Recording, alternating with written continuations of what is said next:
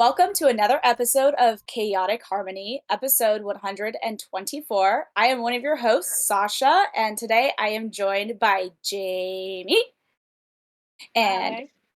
and Jasmine. Yo. And you may have noticed that the ladies have taken over. I know you've been dying to have that happen for a while, but here we are. And I appreciate your Yes. patience as it's my first time hosting. And Woohoo!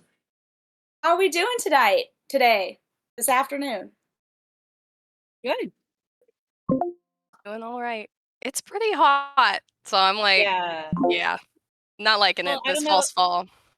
Yeah, I don't know about you in Also, San Diego, but it just goes up and down, up and down. It's never consistent. It was colder last week and now it's hot when it's supposed to get cooler in the fall. But mm-hmm. yeah, it just goes up and down. It's unpredictable for us. I don't know how Yeah. it is over there. It was 93 today. We had sizzling schedule, which is like rainy day schedule. It's just too hot for the kids to go outside. So if you are anywhere but California, I hope that you're having wonderful fall weather and maybe send some of that our way because we are sweating. Yeah. hmm All right. This is Chaotic Harmony, the show where we talk about the joys, struggles, and all things adjacent to the elementary music room. A bit of housekeeping. In our last episode, we had everyone's favorite human, Mr. Danny McKay, join us. It was such a wonderful episode where we talked about his journey, how he got into social media, and how he advocates for his kids regardless of their background. It was so good. We know we'll have him on again. Next week, we are talking to a children's author who reached out, Miss Christine Devine, and we're looking forward to that interview. So make sure you join us in a week. And now to the main attraction. We are talking children's literature today. So we have lots of different approaches to how we use literature, children's books, picture books in our classrooms. My first question is, whoever wants to answer it is, did you have a favorite children's book or story growing up? Go first. I have one. Well, I have two, Two is and great. yeah, my first one is Caps for Sale. I don't remember who the author is, but it's one that I want to bring into my classrooms. But it was one that, as a kid, I don't know why, I found it hilarious. I think it's just the way like my family read it to me. And then the other one is called I think it's the Gunny Wolf. Were my two Mm, favorite ones growing up that I feel like I really want to take back into the classroom. love that. Love that. What about you, What's your Jamie? second one? Oh, okay. So actually, I'm having such a hard time remembering. The earliest books I remember are really like Nancy Drew novels. But anything before that, I can only describe the story. It was a very proud moment, and that's why it's a core memory for me. But I don't remember the title of the book. I remember What being in happens in it? elementary. Yeah, tell Yeah. us. Maybe we'll piece it together. Yeah. I remember going to the library with my classroom, one of those little kids being read the story during story time. And then I remember it was like a spooky themed book because there are these just toes hanging or these feet. And then this like ghost comes over and says, I'm going to take these toes. And then these like spooky boots come and says, no, I'm going to take these toes. And it just keeps going. All those different like teachers are coming saying, I'm going to take it. I'm going to take them. But then at like the very pinnacle of the story, I start yelling and interrupting and going, nobody's going to take my toes. And then the librarian turned the page and said, that's right. How did you know? I was so proud. I was like, I didn't even know the story and I knew what was gonna happen next. Oh, that's that like foreshadowing right there. You just know. I know. I, So, but I just, for the life of me, I can't remember what the book was. I don't I think know. I've I ever heard about a book with toes, Me especially neither. ghosts taking toes. Yeah. Well, I maybe our listeners, if you happen to know what that book is, please send us a message and maybe let us please know what do, that book would be. because I Googled, I'm going to take these toes ghost book, and I would not recommend Googling that. So I digress. I was just trying to be helpful. Um, don't Google that at school, friends.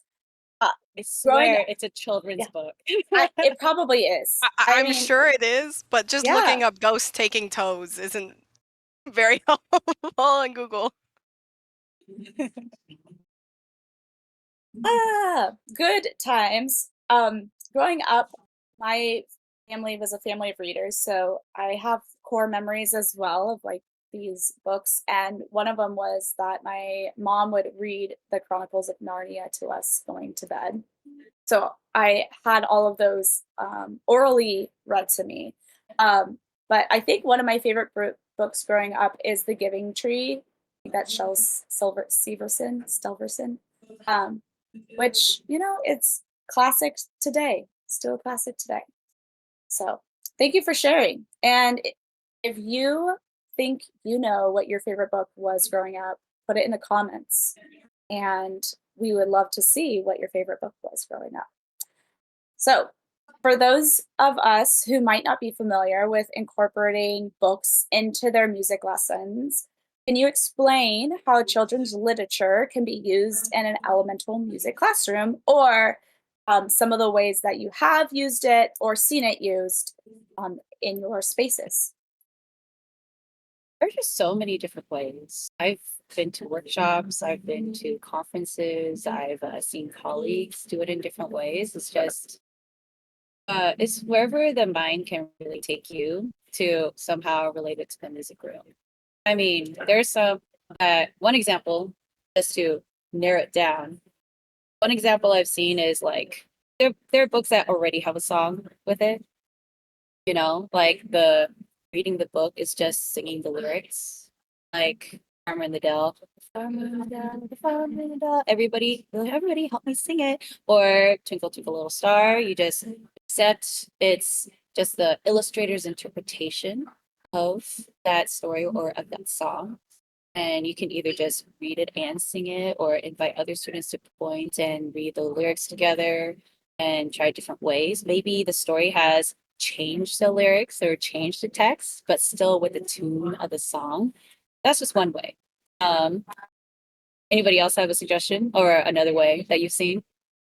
I guess another way is you input your own lyrics, or not your own lyrics, but your own melody into a song, so students might not be aware of it, or specific passages that repeat over and over, and putting those inside. But also sound effects. Like I have a few books that were like creak, crack, crumble, all kinds of onomatopoeias, and having the students create sounds as if they're also part of that storytelling. So you're reading the story, and when they see their sounds, they're playing an instrument, or they're making that sound with their voice or with their hands or with body percussion.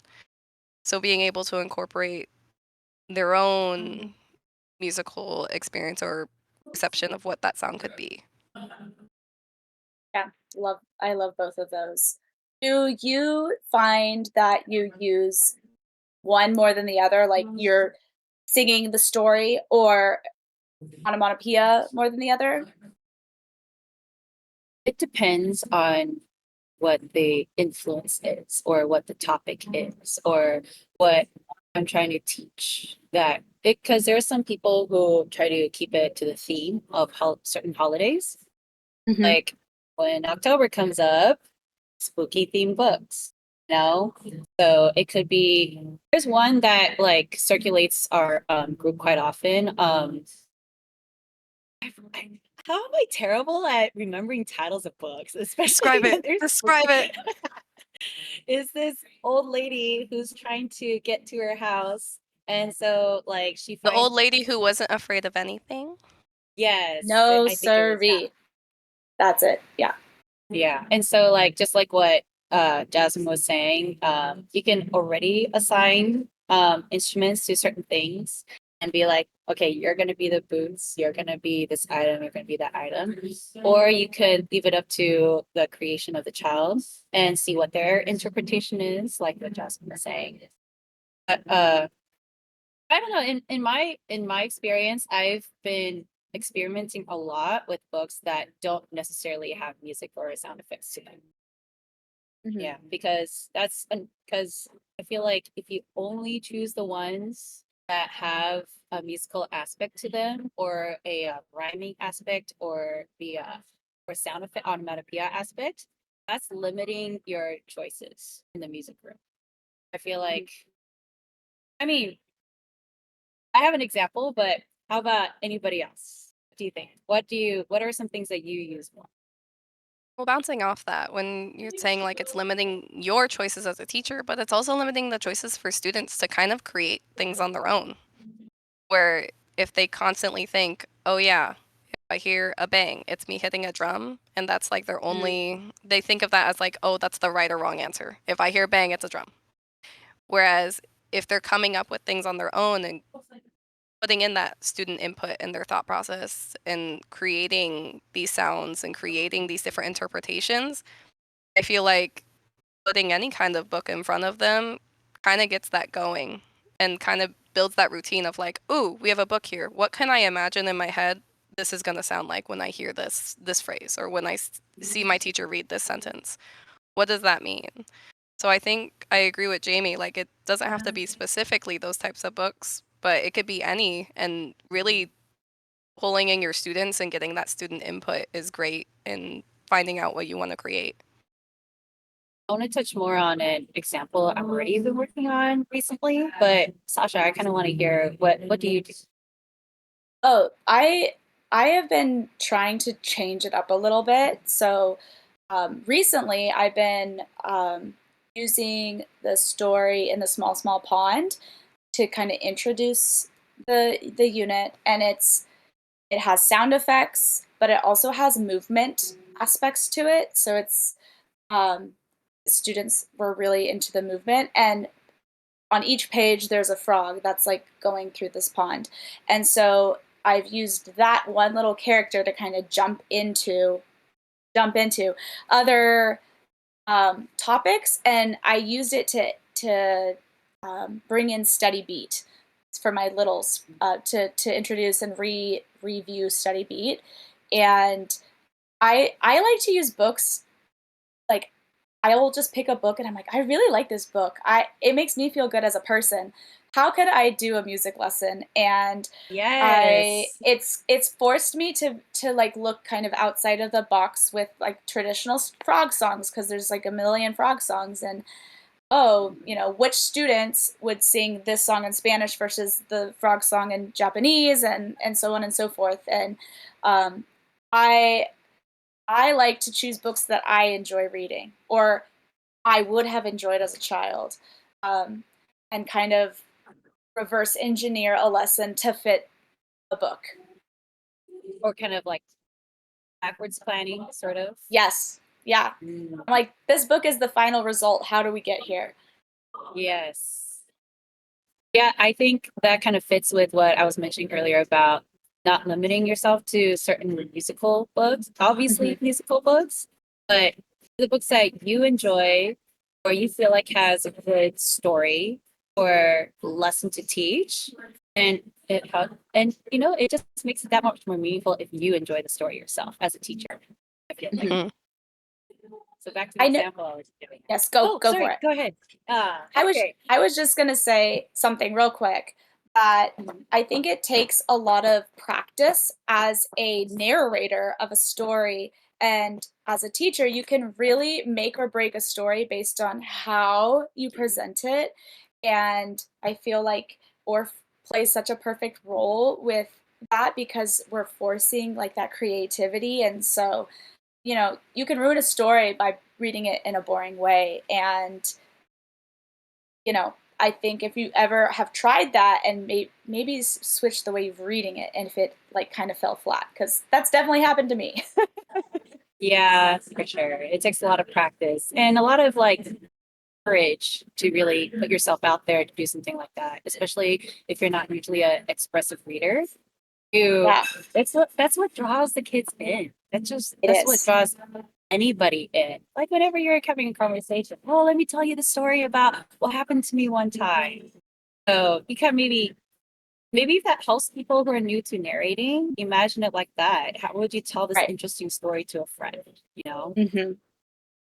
So I found one story where I remember the title. It's not about Woo! toes. It's not the full title. So this I've been telling my students that I'm Korean American, and so they like for the past couple of years they have learned about it, and I'm very open about it. And one student actually said, "Oh, Miss Jun, I have a Korean folk story that I have at home." I was like, "Really? What's it called? What's it about?" And she tried to tell me. She's like, "Can I bring it to school and can we read it to the class?" I'm like, "Yeah, totally. Let me take a look." But ended up being this one. And I kind of remember as a child reading, maybe not this particular version, but it's called Umbu and Norbu. So it's a Korean folktale about the summary, about two brothers. One is really poor but very kind, and the other one is the opposite. And this one in particular has no obvious music elements to it, no onomatopoeias or songs. Although I did find one where they says they have a song and chant, so I have to look. I could try that version, or I could try using the version that she gave me. And I was thinking, oh, maybe on this page there's a bird flying in, and I could try what Jasmine was mentioning. Hey, everybody, there's some instruments here. How do you think the bird is going to sound? Or on this next page, oh, they're breaking this gourd open. You think that's gonna sound like? And so I'm gonna make a slide presentation of who these characters are. And it's kind of my plan of how I would present it because it's a Korean folktale. The kids may or may not remember who's who because they have Korean names. And then we can discover together how do we make it more creative? Almost like adding sound effects to movies. I mean, that's a Hmm. real life job that we Yeah. can connect to, right? So this is with my fourth and fifth grade class, and I haven't actually taught it yet. I'm still preparing, but very soon in the future, I hope to do that. I think that sounds like so much fun. That is something that I think brings in so many different types of learners as well, because you're presenting it in a way that they can kind of make their own assumptions and take what they need, and then kind of create it for it. Is your intention to create like the student? It's like student led for what you do after you introduce the characters and everything. Oh, that's very, very fun. Yeah, and I think if I were to extend it, not just reading it together and see like, hey, what are some soundscapes that you think fit with these instruments, and have them in groups, and we could assign them one or two pages, and we can assign someone to be a narrator and assign someone else to play this instrument as this animal, or so many things. They can play the characters in the story. I think it's something else that I feel like is important is about whether the story and the illustrations are written by culture bearers. Because sometimes there are children's books out there where they're written with the perspective of someone who's not of that culture. There are a couple of books, and actually some of them are Korean. And I noticed this because I'm like, this doesn't look flattering to someone who's Korean. And as soon as I looked at the illustrator, it turns out they're not Korean or have never been in Korea. It's just their interpretation of what Koreans look like. Wow. And so, Well, yeah, exactly. and then how are students gonna feel about that when someone who is not who is a like the second or third voice of this iteration of that, how are they gonna feel when it doesn't represent them perfectly, or maybe it does? Like those play a big difference in how our students are gonna even connect into that story. Yeah, and that representation is so important. So I feel like I always try to look into who the illustrator is, who the writer is, who's how does the story look? And I try to imagine if this were my own culture, being Korean and reading this book, which I've done a few times, I would wonder, is this something that I would be proud to share? Or does it kind of like send a different message than Mhm. maybe it wasn't intentional, but at the same time the harm is being caused. It's still being done. Especially maybe it's just my opinion, but because I'm just one Korean American, but at the same time, I would be presenting a song or a book like that. Mhm. I think it's I think also good to keep in mind representation when you're saying like, sorry, when we're talking about authors and such, but also like within the pictures, are my students represented in these books? Like a lot of books don't usually show a lot of my student population. So I really look into illustrations where my students can see themselves in addition to their culture, because sometimes it's a bit harder to find those within children's literature. yes. My mother was a teacher librarian, so I have a lot of access to books and pre-published books. So she would go and I forget what the thing is, but basically it's like the first publication. They, give all these books out for free, and she said the difference because I was asking her about this a few years ago between the picture books that were available like when I was a child versus when she retired about 3 years ago. Um, she said, there was like one type of story. And this, I mean, it fit me because I am like a white woman. And I was a white child and have a very common, you know, experience. My experience could fit into a lot of these stories that are very generalized. But um, she said as time went along, she was really excited to see books that would match her students that she was actually teaching. And when she retired, she taught high school, but it was a really valuable thing as someone who had access to these books, bringing those into her school so that her students could see themselves. So I love hearing that, like, and it's so important to remember our students are worth that like little extra time it takes to just like you're saying, Jamie, checking if the author or illustrator is being true to what they're representing. Mhm. We've kind of talked about some of the ways that you like to incorporate it.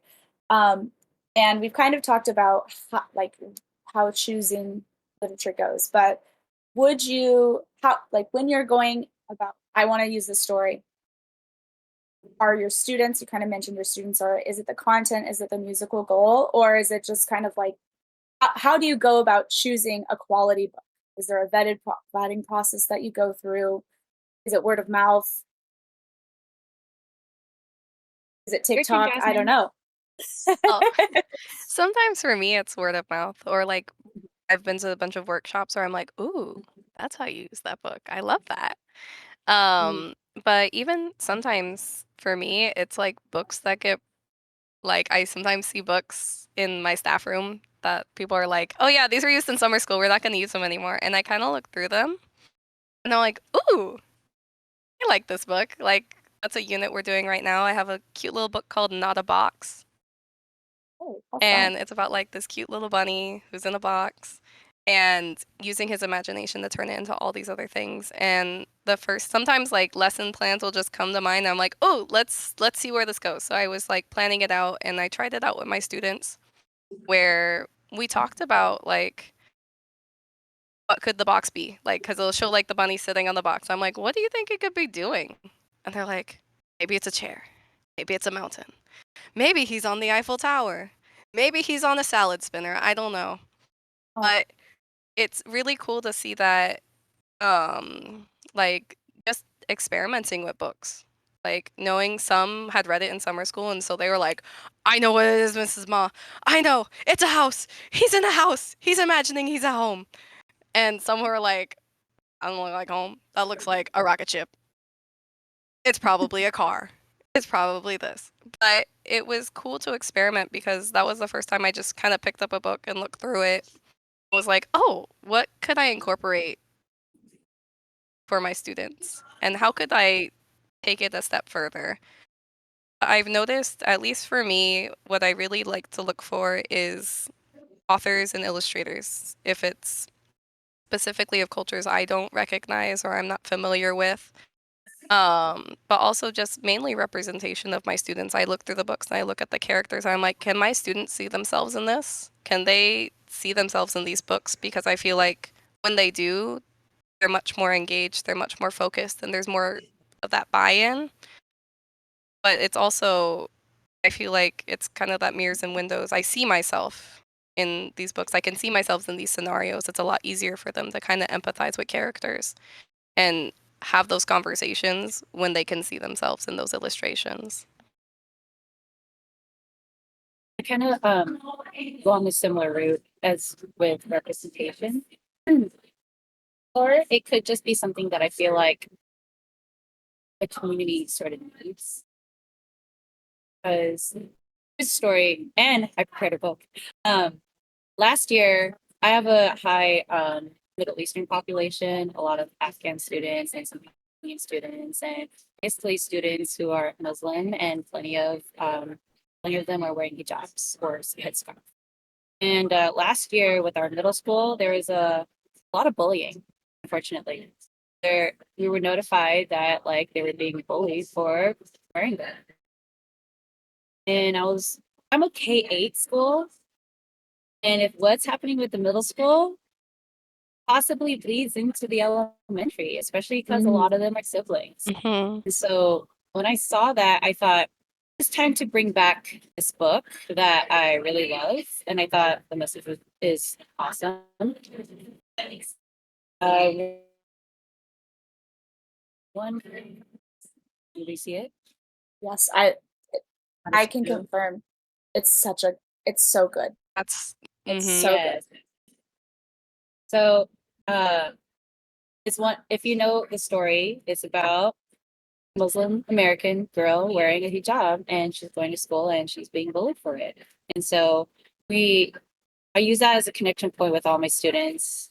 And actually, even before I read this story to the kids, I ask some of my students who I know are Muslim, who I know wear hijabs, and I ask them ahead of time, "Hey, have you seen this book before?" And then they read it, and we look through it, and they're like, "Yeah, I like it." And I ask them, how do you feel about us sharing it with the class? And they all say yes. Yeah, they like it and they want to. And so then I actually teach it to the class, and I don't put them on the spot, but they already volunteer. Like, oh, our family wears hijab, or my big sister wears it, and they volunteer this information. But if they're quiet, then I don't point them out or anything. And then we read through the book, and I happen to know a song that doesn't directly relate to the book, but it can be related. So just a tip for everybody who's looking for ways of relating non-musical books. Maybe you already know a song that kind of relates to clothes. For example, when we were reading this, I'd say, Aisha is wearing her strong blue hijab, her strong ocean blue hijab. And we just make up the words, and then we sing through it at every other page where they're celebrating and talking about her proudest blue hijab. And so, and even have the kids correct me. Am I saying it right? Am I saying hijab? And so that's just a great connection point where we get to, it's by a culture bearer who actually has been through that bullying when she was little, and she made this book and everything. So my students got that representation. And after we read the book, we sang about her clothes. And actually the next day, some of them intentionally wore their hijabs so that we could sing about it. Mm. Yeah, and so we were just celebrating how beautiful and how amazing and how it made them feel. So I feel like that's another great example. I hope that other people can try. Thank you so much for sharing that. I think it's so important that our students see that we're making that effort and trying, because for a lot of students, I don't think that they're willing to consider something different until it's presented to them by someone that they trust. And like you said, you teach at a K-8 school, so these students have seen you for a long time. And when you present that, you know, in a way that it's safe and it's not scary and it's easy and it's a very like it's not a big pill to swallow. It's just a very normal day of music. I think that it allows them to be a little more open-minded and trust, like, oh, this isn't, I don't need to be a bully. Different isn't bad because this person that I trust has shared this with me. And, um, I'm sure that those students who wear the hijab were just like maybe felt a little lighter after. At least I hope so. It looked like it. Mhm. I think this is also a great way to talk about a great opportunity to talk about difficult topics as well. So like that's kind of a difficult topic. There was bullying happening because of a hijab. That's part of their religion. That nobody should be ashamed about it. So it could be about any other topic too, that maybe you don't know how to go about talking about it. The these children's books, these picture books, there's so many of them out there. They by culture bearers, by people who have experienced it and been through it, and that's like a gateway to making it a safe community to talk about these things. And it might be scary for you as a teacher to go about it, but I think sometimes it's good to be brave and at least try. And even if you can't answer the questions, I would suggest, oh, you know what? That's a good question. I'm going to write it down and try to get back to you on it. And it's okay to do it. I completely agree. It's okay to not know everything. I have one final question. Um, do you have any recommendations for books that might help jumpstart a new teacher's library, or just one that you think everyone should have in their classroom library?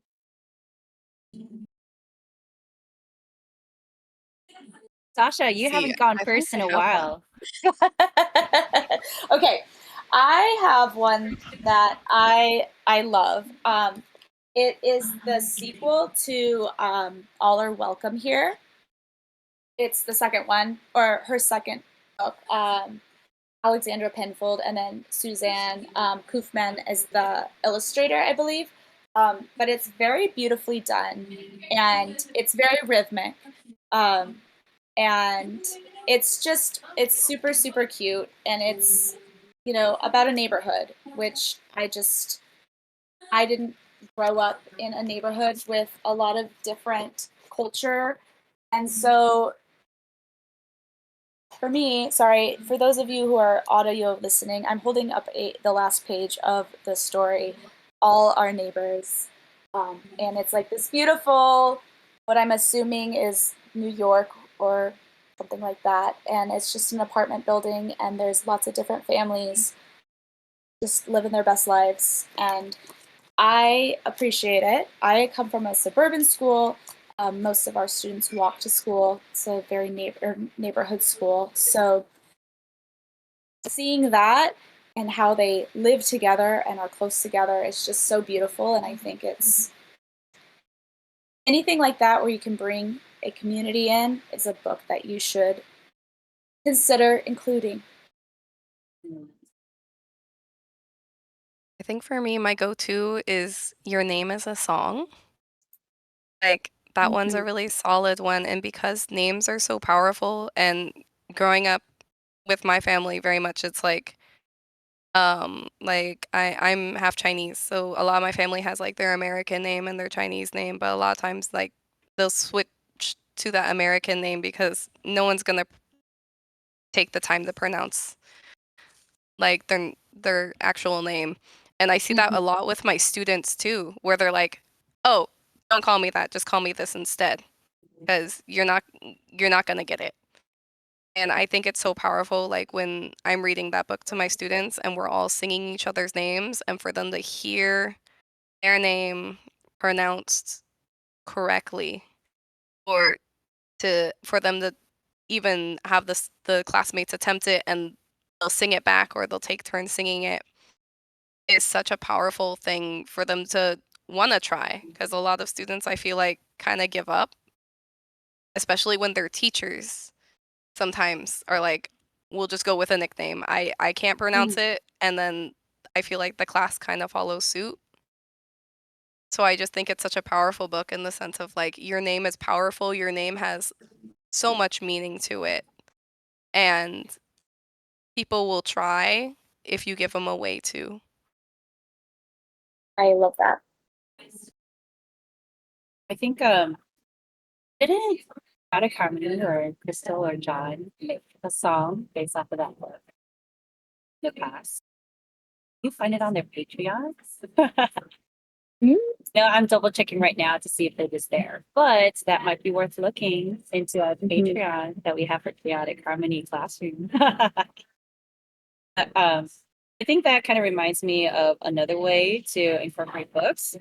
Make up a song. Yeah, and I feel like I've done that too with Your Name is a Song, the book you were talking about. Make up a song, make up a rhythm, make up a chant that fits, even if there isn't one. I've already shared a lot of books, but one that I wanted to share is this one. It's called Sing a Song by Kelly Starling Lyons. And it's about how the classic song Lift Every Voice and Sing inspired generations. It's basically her version, her story of how her family, it's like her interpretation of how that song went through the generations in her family. So it's really cool. I didn't really like delve deep into, I didn't know the history as much until I read this book. And I think more people, more educators, more music educators should have this as almost like a Black national anthem because they used it for the civil rights movement and everything. It has such a rich history behind it. When I taught the song, it's one of those books where you read it and then it has pieces of the lyrics in it that you can sing along to. When I taught it, it was with my older children, my like fourth and fifth graders. And then actually my mom is a music teacher and she used to learn American Sign Language and incorporate it into like singing and teaching the songs. So I thought this might be a good opportunity to try that. And I try to like use different pieces of ASL and put it into some of the songs. Like, and I learned some for myself as well. This is ring, this is sing or music. And I think this year if I teach it again, and I feel like I might want to collaborate with someone because there's Black ASL as well. And I didn't know that until I looked more into American Sign Language. So I think in the future, I would like to collaborate with someone who is fluent in it, maybe reach out to someone or find videos, even if I can't, of someone singing it with Black ASL or a sign language. And I think that would make it more meaningful and deep to my students. And this is also another example of a book where it's an invitation or opportunity to have a safe space for a difficult conversation with children. Yeah. That's incredible. So you have 3 recommendations from 3 different perspectives that you can take into your classroom and maybe try. And if you're going to try any of these books in your room, whether you're making a whole production out of it, or you're teaching a lesson, or you're just doing a social connection, let us know in the comments. And we would love to hear from you. And we are going to be right back after this break. I just want to take a quick moment to shout out Mission Trails Financial, the partner making this show possible at no cost to you. If you've ever felt overwhelmed by financial planning, you're not alone. But Mission Trails Financial is here to make things simpler. They offer tailored financial advice for you, from investments to tax and insurance planning, with a team of experienced fee-based advisors who are CFP designated and fiduciaries. That means they're putting your best interests first. Let's face it, navigating the world of finances can feel like drinking from a fire hose with endless options for investments just a mouse click away. But Mission Trails Financial aims to cut through the noise by breaking things down into clear, actionable steps while providing regular updates. Mission Trails Financial believes everyone has the right to work with a financial advisor regardless of how much you've saved. Mission Trails Financial's focus is building a relationship so you are not traveling your financial path alone. They even help you keep track of old 401ks when you're transitioning between jobs, because your financial future should always stay on track, no matter what changes. So don't wait. Let Mission Trails Financial show you how to make that next step towards the future you've worked hard for. Plus, your first consultation is absolutely free. Just visit missiontrailsfinancial.com or call 619-419-0238 today. You'll be glad you did, because leaning on professionals like Mission Trails Financial is how we get ahead. Check out the program notes for more details. Advisory services offered through New Edge Advisors LLC, a registered investment advisor. Welcome back. Thank you to our sponsor. You guys are amazing. And we're going to take a hard left turn. Thank you all so much for being a part of this nearly 7-year journey. Whether you joined us at episode 0 with Lauren Shelton or you just joined us today, thank you. Thank you. Thank you so much. It means so much to have you with us. And if you want this journey to continue, please support the things you love. We have a Patreon, patreon.com/chclassroom, where you can get some special merch and other things, maybe a little lesson plan on your name is a song. I don't know, check it out. We'll see it. We are revamping it. Should be ready by the next week. And hopefully, if you don't have a coin to toss our way, that's okay. It's okay. We'll allow it. But there are free ways to support us. You can leave us a review on Spotify or Apple Podcasts. And you all know the drill. It's only 5 stars. We will find you and cry in front of you if you leave us 4 stars. And you don't want us to cry. So 5 stars, y'all. That's the only way to go. To add, if you leave a written review, we'll read it on the podcast, which people, you can't just keep looking at the same reviews. Like, send us something new. Give us a comment. We'll read it on the podcast. Follow us on YouTube and the socials. Leave this episode a like, write a comment, all of these things, those small things that take 3 seconds out of your day. They ensure to keep the mics and lights stay on. And now, Spiccato! I don't remember what the sound effect is. So, today, for Spiccato, I have brought in, I'm keeping on the theme of literature, I have brought in this book. For those of you who are listening, it is a big book. It has a poem for every single day of the year. It's called Sing a Song of Seasons, a nature poem for each day of the year. And it's really, really beautiful. And so I'll tell you how I use it.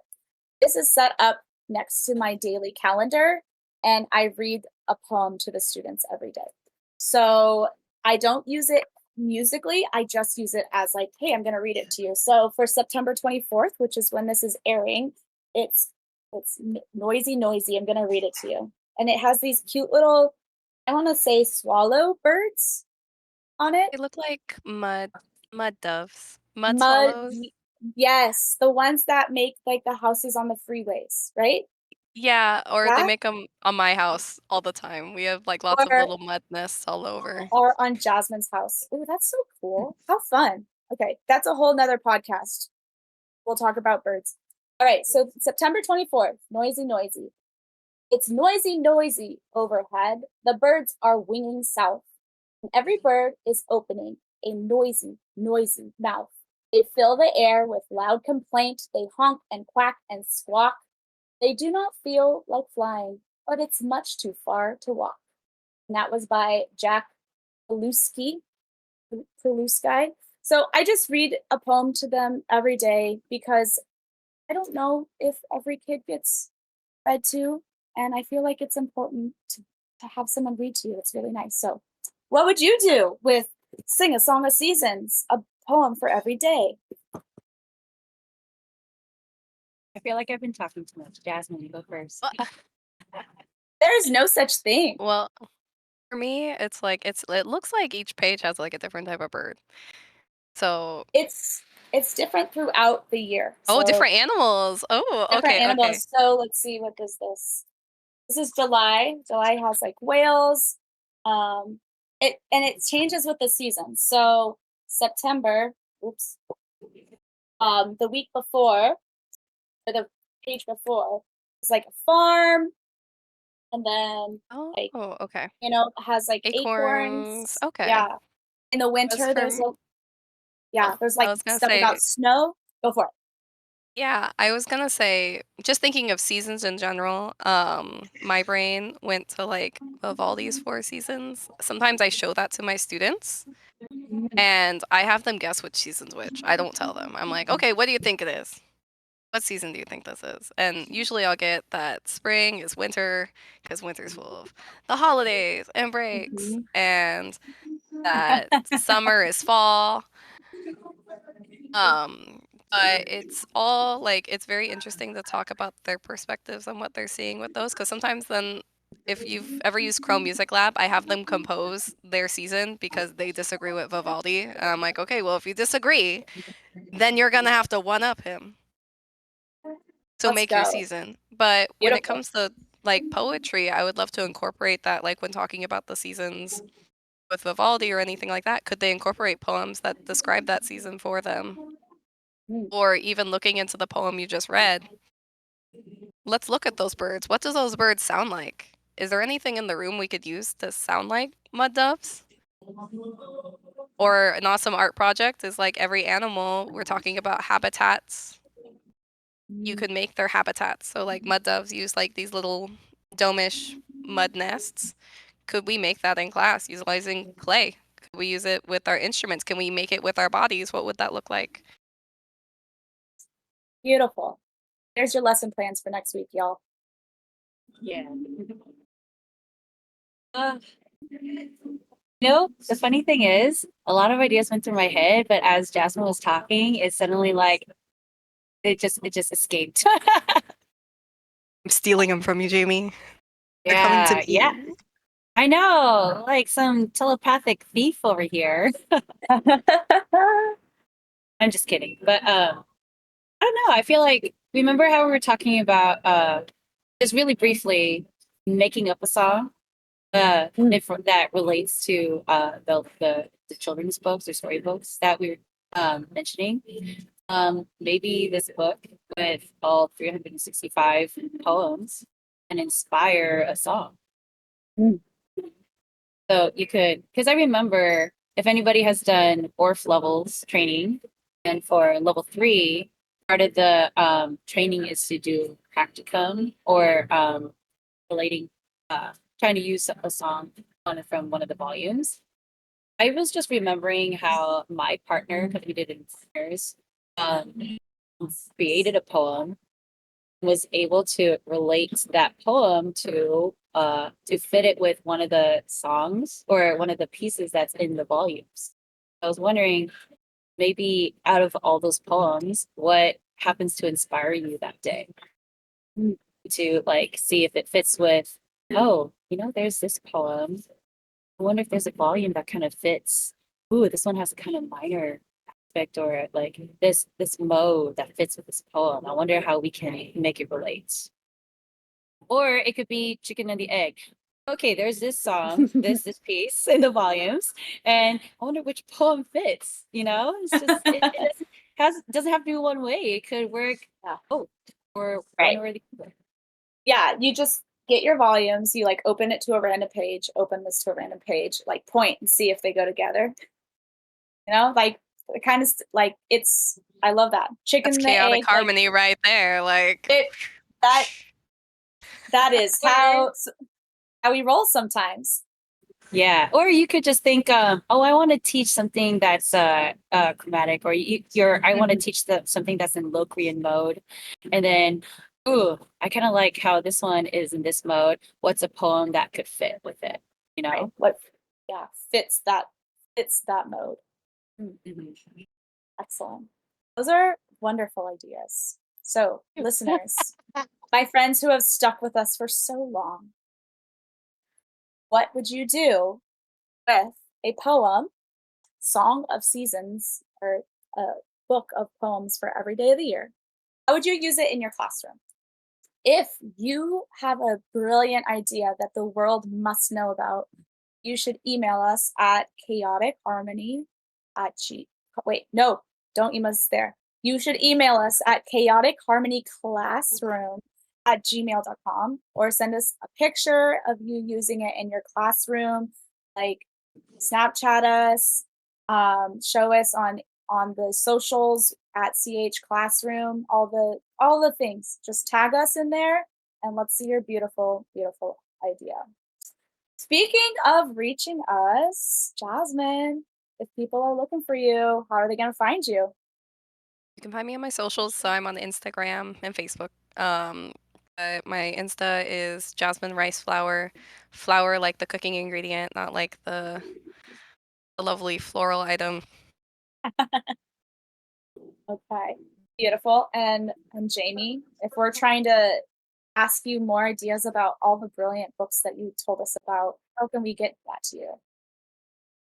I created a new email specifically for teaching. It's called ms.fun.jun at gmail.com.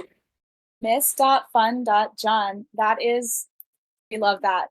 All right, at Gmail. And if you're looking to find me, you can find me at sasha.stone at smusd.org. And you can reach us, the Chaotic Harmony crew, at CH Classroom on all of the socials or email us.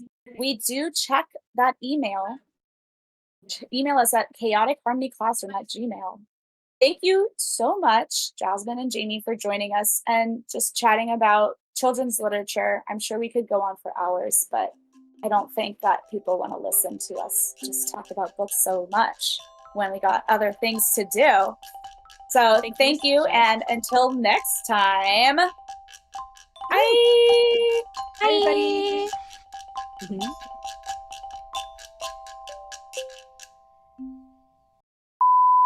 It's Jamie, just like I've been looking for ghosts taking toes. we're gonna get a weird on face or on the You'd like the YouTube. There's ads. gonna It's be a gonna be weird. like It's thing it's gonna about get a weird toes. thing. Yeah, they're gonna like censor us. They're like we cannot monetize this because it is like a weird toe thing.